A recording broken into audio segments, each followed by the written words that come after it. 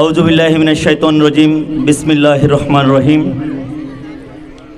ঐতিহ্যবাহী রাঙ্গুনিয়া উপজেলা উত্তরে আওতাধীন ১৩ নং ইসলামপুর ইউনিয়ন অবস্থিত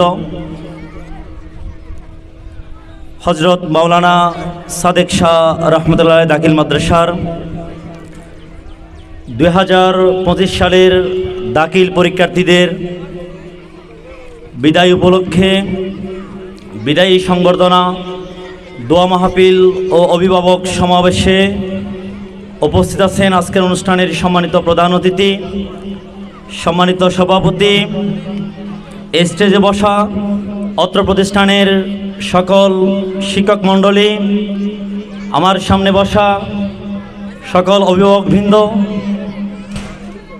অত্র প্রতিষ্ঠানের শিক্ষার্থীবৃন্দ,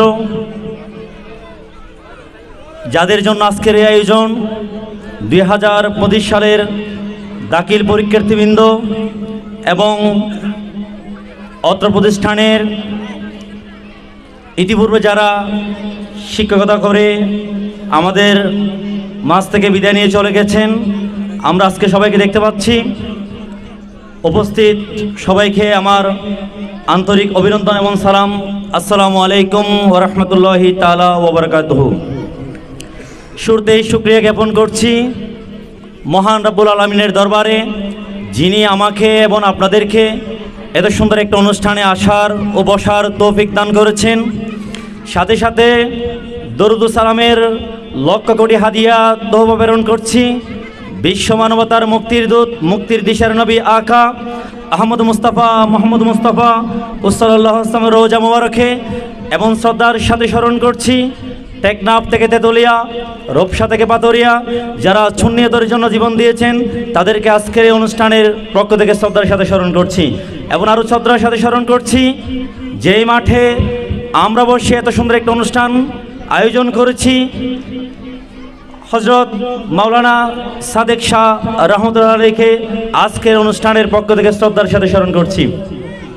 সম্মানিত উপস্থিতি, আমি ধন্যবাদ জানাচ্ছি আমাদের প্রিয় অভিভাবকবৃন্দদেরকে, যারা মূল্যবান সময় আমাদেরকে আজকে দিয়েছেন। আমি আজকের অনুষ্ঠানের পক্ষ থেকে সকল শিক্ষকদের পক্ষ থেকে আমি আপনাদেরকে আন্তরিক ধন্যবাদ এবং অভিনন্দন জানাচ্ছি। সম্মানিত উপস্থিতি, আজকে আমার জীবনের এই প্রতিষ্ঠানে আমার চাকরির জীবন 4 বছর রানিং হচ্ছে।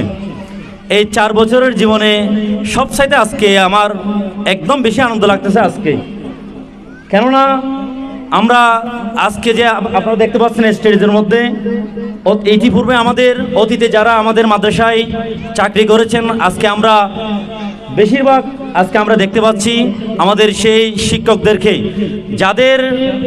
যাদের নির্দেশনায়, যাদের নেতৃত্বে এত সুন্দর একটা প্রতিষ্ঠান গড়ে উঠেছে, তাদের যোগ্য পাঠদানের মাধ্যমে আমাদের শিক্ষার্থীরা ভালো ভালো স্কুল, কলেজ, বিশ্ববিদ্যালয়ে এখনও বর্তমান অধ্যয়ন রয়েছেন। আমি তাদেরকে আরও বেশি ধন্যবাদ জানাচ্ছি। আজকে যারা আমাদেরকে এসে সময় দিয়েছেন, আমাদের সাবেক শিক্ষকদেরকে আজকের অনুষ্ঠানের পক্ষ থেকে, এবং আমাদের হযরত মাওলানা সাদেক শাহ রহমতুল্লাহ দাখিল মাদ্রাসার সকল শিক্ষকদের পক্ষ থেকে আমি আপনাদেরকে আন্তরিক ধন্যবাদ এবং অভিনন্দন জানাচ্ছি। সম্মানিত উপস্থিতি, বক্তব্য অনেক হয়েছে, আমাদের অভিভাবকরা অনেক একেবারে ক্লান্ত হয়ে গেছে। আমি ক্লান্ত না হওয়ার জন্য আরও কিছু আপনাদের কাছ থেকে সময় নিব। আমাদের অনুষ্ঠান 1টা পর্যন্ত চলবে, আপনারা একটু ধৈর্য ধারণ করে বসবেন।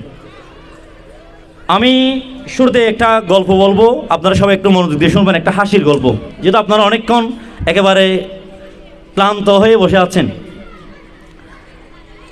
একজন কৃষক, তার একজন স্ত্রী ছিল।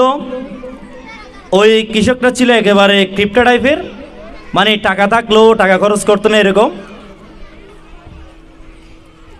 স্ত্রী বলতেছে, আজকে আপনি যদি বাজার থেকে মাছ কিনে না আনেন, তাহলে আজকে বাসায় আর রান্না করব না। আজকে যদি আপনি বাজার থেকে মাছ কিনে না আনেন, তাহলে আজকে বাসায় রান্না করব না। এই কথা বলার পর স্বামী বেচারা অনেক বিপদে রয়েছেন। এখন এখন স্ত্রীর কথা তো রাখতে হবে, না হয় আজকে তো বাসায় আর ভাত পাবো না। স্বামী অনেক চিন্তা করে ওই কৃষক ওই দিন বাজারে গেলেন। বাজারে যাওয়ার পর যা পয়সা রোজগার করেছে ওই পয়সা দিয়ে 5টা মাছ কিনে আনছেন। কিনে আনার পর ওই মাছগুলো দেখে স্ত্রী এমন খুশি হয়েছে যে এই খুশি আর জীবনও হয় নাই। কেননা অনেক দিন পরে তারা দুজনে মাছ দেখতে পেয়েছে। স্ত্রী স্বামীকে বলতেছে, আপনি এবার একটু রেস্ট করেন, আমি ওই মাছগুলো সুন্দর করে রান্না করে আমরা দুজনে একসাথে বসে খাবো। স্বামী বিশ্রামে গেলেন এবং স্ত্রী ওই মাছগুলো সুন্দর করে রান্না করলেন, অনেক একেবারে মজাদারভাবে রান্না করার পরে বিকেলের দিকে ওই স্ত্রী স্বামীকে বললেন, আসেন এবার আপনি আমরা বসে দুইজনে একসাথে ভাত খাবো। যখন ভাত খেতে আসলেন, স্ত্রী বলতেছেন, মাছ আনছেন আপনি 5টা, এখন আমরা মানুষ হয়েছি 2জন, আমি অনেক দিন মাছ খাচ্ছি না, আমি কিন্তু অনেক কষ্ট করে এই মাছগুলো রান্না করেছি, আমি কিন্তু মাছ 3টা খাবো, আপনি খাবেন 2টা। স্বামী বেচারা বলতেছে, এত কষ্ট করে আমি রোজগার করে মানুষদের কাছ থেকে টাকা ধার নিয়ে অনেক দূর পথে পাড়ি দিয়ে আমি এই মাছ 5টা মাছ কিনে আনলাম, আমি তো তোমার চেয়ে বেশি কষ্ট করেছি, আমি 3টা খাবো, তুমি 2টা খাও। অনেকক্ষণ তাদের মধ্যে কথা কাটাকাটি হলো, কেউ মানতেছে না। স্ত্রী বলতেছে আমি 3টা খাবো, স্বামী বলতেছে আমি 3টা খাবো, কিন্তু মাছ হচ্ছে 5টি। তারা এক পর্যায়ে একটা সিদ্ধান্ত উপনীত হলো যে তারা দুইজনেই চুপ থাকবে, যে আগে কথা বলবে সে 2টা খাবে, যে পরে কথা বলবে সে 3টা খাবে। দুইজনে ওই সিদ্ধান্তে রাজি হলো। রাজি হওয়ার পর তারা দুইজনে একেবারে শুয়ে পড়লো। কারোর মধ্যে এখন কোনো কথা নেই। তারা বলতে আমরা যদি এখন কথা বলি তাহলে, স্বামী বলছে আমি যদি কথা বলি মাছ পাবো তো বাঘে 2টা, আর স্ত্রী বলছে আমি যদি এখন কথা বলি আমার বাঘে মাছ পড়বে 2টা। এই ভয়ে তারা কেউ কথা বলতেছে না, সবাই দুইজনেই একেবারে ঘুমিয়ে পড়লো। সন্ধ্যা হয়ে গেল, তাদের মধ্যে কোনো আওয়াজ নাই। একেবারে রাত 10টা বেজে গেল, তারপরেও তাদের মধ্যে কোনো আওয়াজ নাই। পাড়াপড়শি বলতেছে এই দুইজনের মধ্যে তো প্রতিদিন অনেক ঝগড়াঝাটি হতো, কিন্তু আজকে দেখা যাচ্ছে তাদের মধ্যে কোনো আওয়াজও হচ্ছে না কেন। তারা দরজায় নক দিচ্ছে কিন্তু কোনো সাড়া পাচ্ছে না, দরজা ভিতর থেকে লক ছিল, তাদের মধ্যে কোনো আওয়াজই নেই। ওই যে আওয়াজ করলে তারা মনে করছে 2টা মাছ পাবে আগে, এই কারণে এই বইয়ে তারা আওয়াজ করতেছে না। এখন পাশের বাড়ির আরেকজনকে বলল, ওনাদের মধ্যে এত ঝগড়া হতো কিন্তু আজকে কোনো আওয়াজই শোনা যাচ্ছে না কেন। শুয়ে পড়লো। অনেক পাড়া প্রতিবেশী তারা এসে, এলাকার মাতব্বর সর্দার সবাই এসে দরজা ভেঙে ঢুকলো, দেখতে পেয়ে তারা দুজনেই মারা গেছে। কিন্তু তারা আসলে মারা যায়নি, তারা মরার ভান করে রয়েছে। এখন এলাকার মাতব্বর চিন্তা করতেছে, এখন এত রাতে কি করবো আমরা, চলো আমরা গিয়ে তাদেরকে কবর দিয়ে ফেলি। তারা তাদেরকে একেবারে কাপড় পরিষ্কার করে কাপড় পরিধান করে জানাজার মাঠে নিয়ে গেল। জানাজা পড়া হলো। এরপরে যখন কবরে রাখবে, কবরে রাখা হলো, তারপরেও তাদের মধ্যে দুইজনের মধ্যে কোনো আওয়াজ নেই, কারণ আওয়াজ করলে তো বাকি 2টা মাছ পড়বে এই বইয়ে। এলাকার মাত্র তারা 5 জনে বসে চিন্তা করতে পারে আমরা মাটি দিয়ে ফেলি। যখন মাটি ফেলতেছে তখন ওই স্বামী বেচারা বলতেছে, তুই 2টা খা, আমি 1টা খাই। এখন যারা 5 জন ছিল ওইখানে মাতব্বর সাহেবরা, তারা মনে করছে এখানে ভূত আসছে, মানে আমরা 5 জন, ও বলতেছে আমরা 2 জনকে খাবে আর স্ত্রী ওই 3 জনকে খাবে। এই বইয়ে তারা একেবারে পালিয়ে গেল ওই মাতব্বররা। তারপরে স্বামী এবং স্ত্রী বাসায় এসে ওই 2 জনে তারা আবার বসে সুন্দর করে ওই মাছ ভাগ করে খেলো। আমি এই গল্পটা বলার পিছনে একটা কারণ হচ্ছে, আমাদের শিক্ষার্থীরা এবং অভিভাবকরা অনেক একেবারে ক্লান্ত হয়ে গেছেন। এই ক্লান্তটাকে দূর হওয়ার জন্য আমার এই গল্পটা বলা।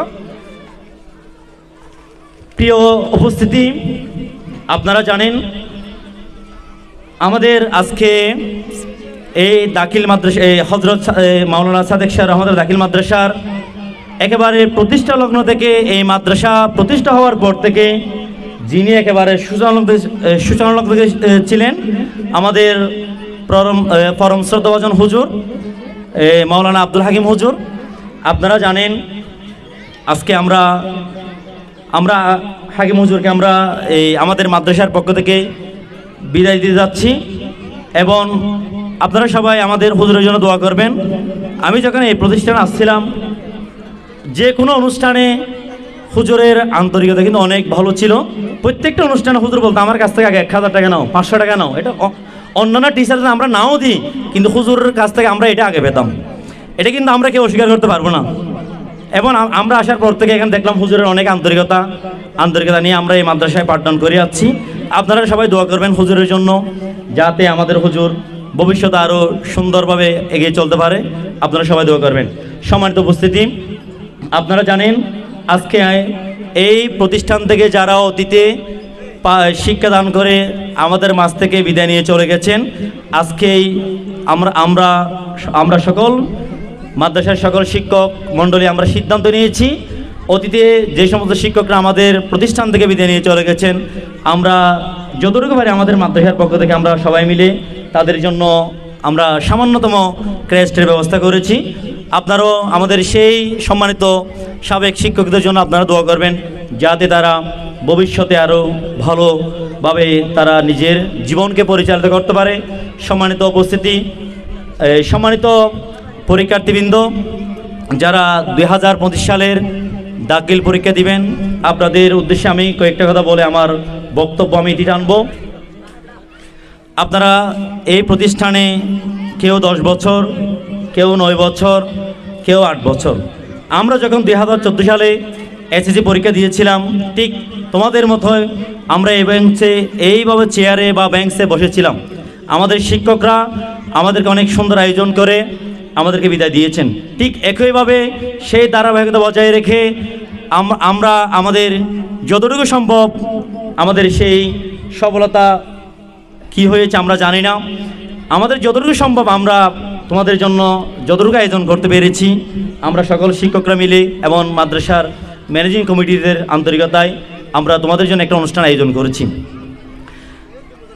তোমাদের যে চাহিদা ছিল, তোমরা প্রত্যেকবার বলতে স্যার আমাদের জন্য কিছু করে না, তোমরা বলতো স্যার আমরা একটা বিদায় অনুষ্ঠান করব। আমরা কিন্তু তোমাদের যেই তোমাদের চাওয়া, যেই প্রত্যাশা, সেই প্রত্যাশা আমরা কিন্তু পূরণ করেছি। এখন আমাদের একটা প্রত্যাশা রয়েছে, যারা এবার 2025 সালের দাখিল পরীক্ষা দিবেন, তাদের প্রতি আমাদের একটা প্রত্যাশা হচ্ছে, আমরা শুধু চাই না, আমরা শুধু তোমাদের কাছ থেকে কোনো টাকা চাই না, কোনো গিফট আমরা চাই না, আমরা শুধু একটা চাই, তোমাদের ভালো রেজাল্ট। যাতে তোমরা ভালো রেজাল্ট করে আমাদের মাদ্রাসার মান তোমরা অক্ষুণ্ণ রাখতে পারো, এখানে যাতে আমাদের মাদ্রাসা বলতে পারবে আমাদের প্রতিষ্ঠান থেকে এবছর 2025 সালের 19 জন পরীক্ষা দিয়ে আমাদের মাদ্রাসা থেকে 19 জন পরীক্ষাতে পাশ করেছে। এই কথা যেন আমাদের মাদ্রাসায় আমরা যেন শিক্ষকরা গর্ব করে বলতে পারি অভিভাবকদের সামনে। আর অভিভাবকদেরও কিছু দায়িত্ব কর্তব্য রয়েছে। আপনাদের উচিত হবে, আপনাদের যে দাখিল পরীক্ষা দিচ্ছে, আপনাদের এই 1 মাস বা 1.5 মাস আপনাদের অনেক কিন্তু পরিশ্রম করতে হবে। আমরা অনেক অভিভাবক আছি, আমাদেরকে ছেলে মেয়েদেরকে আমরা ছেড়ে দিলাম, কোনো কিছু আমাদের দায়িত্ব নেই, কিন্তু এই কথা বলে চলবে না। আপনাদের উচিত হবে আমাদের সেই যে পরীক্ষার্থীগুলো আবার পরীক্ষা দিবে, আপনারা আপনাদের ছেলে মেয়েদেরকে ভালো করে দেখবেন, তারা ঠিকমতো প্রাইভেটে যাচ্ছে কিনা বা কোচিংয়ে যাচ্ছে কিনা, পড়ার টেবিলে বসছে কিনা, এই বিষয়গুলো আপনাদেরকে নজর দিতে হবে। আর পরীক্ষার্থীবৃন্দরা, তোমরা পরীক্ষার কেন্দ্রে গিয়ে এমন আচরণ করবেন যে আচরণের দ্বারা, এমন আচরণ করবেন না যে আচরণের দ্বারা যাতে শিক্ষকরা মনে কষ্ট পায়, যার ফলে অনেক সময় তোমাদের শিক্ষকরা তোমাদের কষ্টের কারণে শিক্ষকরা খাতা বই তোমাদের কাছ থেকে নিয়ে ফেলতে পারে। এই বিষয়টা আপনারা সজাগ দেখবেন। এবং পরিশেষে সকলের সুস্বাস্থ্য কামনা করে আজকের অনুষ্ঠান যারা আয়োজন করেছেন, আয়োজক কমিটি মাদ্রাসার সকল শিক্ষকদের, আজকে যারা এসেছেন আমাদেরকে সময় দিয়েছেন, সম্মানিত অভিভাবকবৃন্দ এবং আমাদের সাবেক শিক্ষার্থীবৃন্দ, সাবেক শিক্ষকবৃন্দ, সবার কাছে আন্তরিক অভিনন্দন জানিয়ে আমি আমার বক্তব্য এখানে শেষ করলাম। আসসালামু আলাইকুম ওয়া রাহমাতুল্লাহি তাআলা ওয়া বারাকাতুহু।